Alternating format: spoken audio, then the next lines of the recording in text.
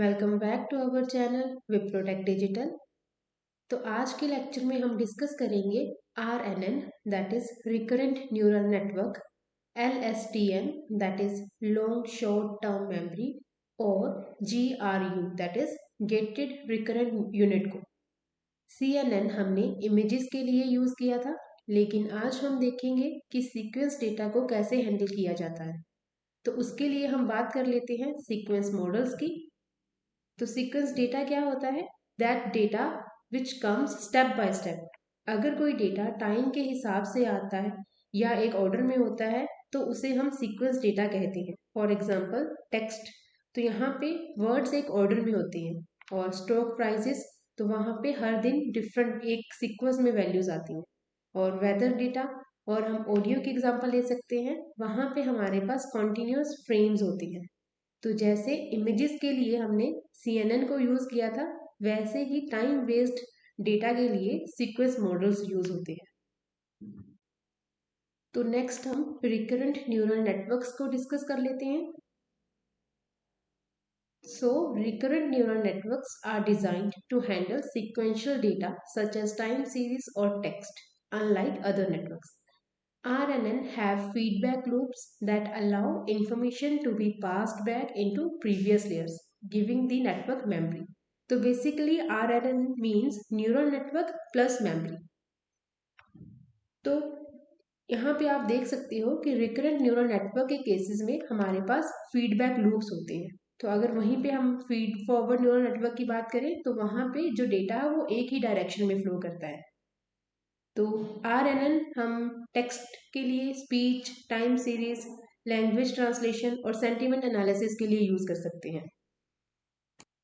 तो अगर RNN के यूज की बात करें तो अब के टाइम पे recurrent neural network learning purpose के लिए यूज होता है, क्योंकि इसमें कुछ प्रॉब्लम्स आ रही हैं, जैसे it can not remember long sequences and it suffers from vanishing gradient, और इसको ट्रेन करना कुछ थोड़ा डिफिकल्ट होता है।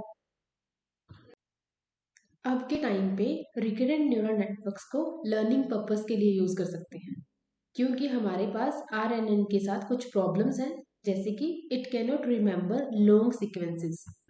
तो ये RNN की बिगेस्ट प्रॉब्लम है कि जब भी सीक्वेंस लॉन्ग हो जाती है तो ये उसको याद नहीं रख पाता, और इसमें वैनिशिंग ग्रेडियंट की प्रॉब्लम भी है एंड ट्रेनिंग भी डिफिकल्ट हो जाती है। तो इन प्रॉब्लम्स को सॉल्व करने के लिए LSTM और GRE को यूज किया जाता है। नेक्स्ट हम RNN को कोड के थ्रू समझते हैं। तो यहाँ पे हमने टेंसरफ्लो, केरास से सिक्वेंशियल मॉडल और सिंपल RNN लेयर्स को इंपोर्ट कर लिया है, और NumPy को हम डमी डेटासेट्स बनाने के लिए यूज करेंगे। तो इस कोड के थ्रू हम एक डमी डेटासेट बनाएंगे। तो यहाँ पे X का शेप 100 सैंपल्स है, और हर सैंपल की जो सीक्वेंस लेंथ है वो 10 है, और हर एक स्टेप में एक फीचर है। और अगर हम Y की बात करें तो Y में हमारे पास दो रैंडम लेबल हैं, 0 और 1। देन यहाँ पे हमने X की वैल्यू को प्रिंट कर लिया है और Y की एक वैल्यू को प्रिंट कर लिया है। यहाँ पे जो X में हमारे पास वैल्यूज है वो कुछ इस तरह से दिख रही है। ये हमारे पास यहाँ पे 10 सीक्वेंसेस का डेटा है, तो ये एक सैंपल है। इन केस अगर हमें इसके मल्टीपल या सभी सीक्वेंसेस वैल्यूज को प्रिंट करवाना है तो हम वो देख लेते हैं। तो फुल डेटा सेट प्रिंट करने के बाद आप आउटपुट देख सकते हो कि यहाँ पे फर्स्ट सैंपल में 10 सीक्वेंसेस हैं, और अगर सेकंड सैंपल की बात करें तो उसमें भी हमारे पास 10 सीक्वेंस का डेटा है। तो इसी तरह से हमारे पास 100 सैंपल्स हैं। तो नेक्स्ट हमने RNN मॉडल को बिल्ड किया है। तो यहाँ पे आप देख सकते हो, और RNN के अंदर 32 यूनिट्स मतलब न्यूरॉन्स हैं, और इनपुट शेप 10,1 बताता है कि सीक्वेंस लेंथ 10 है और हर एक फीचर का साइज 1 है। और यहाँ पे जो एक्टिवेशन फंक्शन यूज कर रहे हैं वो 10H यूज कर रहे हैं। और उसके बाद एक हमने डेंस लेयर लगाई है जिसमें हमने सिग्मोइड एक्टिवेशन फंक्शन को यूज किया है, क्योंकि जो हमारा ये टास्क है वो बाइनरी क्लासिफिकेशन का है। तो बाइनरी क्लासिफिकेशन के केस में जो एक्टिवेशन फंक्शन यूज करते हैं वो सिग्मोइड यूज करते हैं। देन हमने मॉडल को कंपाइल कर लिया है, और कंपाइल करते वक्त जो हमने ऑप्टिमाइजर यूज किया है वो एडम यूज किया है, और यहाँ पे बाइनरी क्रॉस एंट्रोपी के हेल्प से हम लॉस कैलकुलेट करेंगे। और नेक्स्ट यहाँ पे हम मॉडल की समरी प्रिंट करवा सकते हैं। और समरी के थ्रू आप देख सकते हो कि कितने पैरामीटर्स ट्रेनेबल हैं और लेयर्स का स्ट्रक्चर क्या है। देन यहाँ पे इन इपोक्स के थ्रू हमने मॉडल को ट्रेन कर लिया है।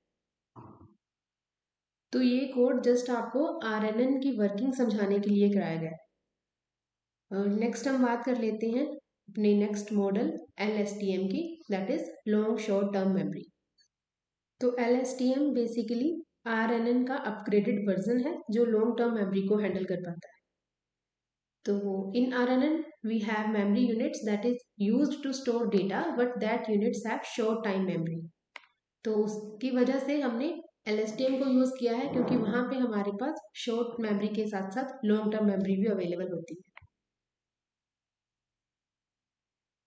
तो LSTM के केस में अगर कोई हम important keyword short term memory से लॉस कर देते हैं तो तब भी हम उसको लॉन्ग टर्म मेमोरी से फैच कर सकते हैं। तो ये वैनिशिंग ग्रेडियंट प्रॉब्लम्स को भी सॉल्व करता है। For this we can take example of Aamir Khan from Ghajini movie. Take Amir Khan as a RNN model, then when he start writing things, then take him as a LSTM model. So basically, LSTM is used for text classification, sentiment analysis, chatbots, time series forecasting और speech recognition. LSTM के case में हमारे पास 3 gets होते हैं। First one is forget gate. So forget gate decides what old information should be removed. Then we have input gate that decide what new information should be added. And last we have output gate that decide what information should be sent as output. आप इसको as अपनी study के हिसाब से समझ सकते हो। जैसे फॉरगेट गेट का काम है कि क्या भूलना है, कि अगर आपको कुछ अनइम्पॉर्टेंट पॉइंट्स हैं जो आप नहीं चाहते हो कि आपने याद रखनी है तो आप उनको छोड़ सकते हो। देन क्या याद रखना है वो इनपुट गेट का काम है और रिकॉल द मीनिंगफुल समरी वो आउटपुट गेट का काम है। तो LSTM RNN से ज़्यादा पावरफुल होता है और लॉन्ग सीक्वेंसेस या सेंटेंसेस और लैंग्वेज टास्क्स में बेस्ट परफॉर्म करता है। Then we have GRU, Gated Recurrent Unit. So it is also an improved version of RNN that solves the vanishing gradient problem like LSTM, but it is simpler and fast. इसके अंदर हमारे पास 2 gate होते हैं, update gate और reset gate. Update gate का मतलब है कितना पुराना डेटा हमने रखना है और रीसेट गेट का मतलब है कितना डाटा फॉरगेट करना है। तो इसके हमारे पास कुछ बेनिफिट्स हैं, जैसे ये LSTM से थोड़ा फास्ट होता है और पैरामीटर्स इसके अंदर हमारे पास कम होते हैं। और अगर परफॉर्मेंस की बात करें तो वो ऑलमोस्ट सिमिलर होती है LSTM के साथ। देन रियल वर्ल्ड में ये बहुत काम आता है। तो अगर हम बात करें when to use GRU instead of LSTM, then we use GRU जब हमें फास्ट ट्रेनिंग चाहिए होती है with almost same accuracy, and it is best for small data set and simple text tasks. And when we want less computation और हमें high performance चाहिए तब भी हम GRU को यूज़ कर सकते हैं। और अगर बात करें LSTM की तो LSTM has more gates, so it has better long term memory and it is better for large and complex data sets.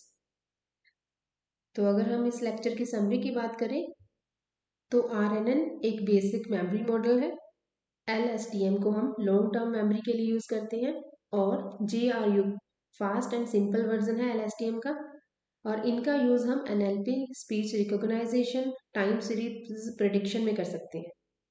तो आज के लेक्चर में इतना ही। अगर आपको ये लेक्चर हेल्पफुल लगा है तो इसको लाइक करें, शेयर करें और हमारे चैनल विप्रोटेक डिजिटल को सब्सक्राइब करें। Thank you.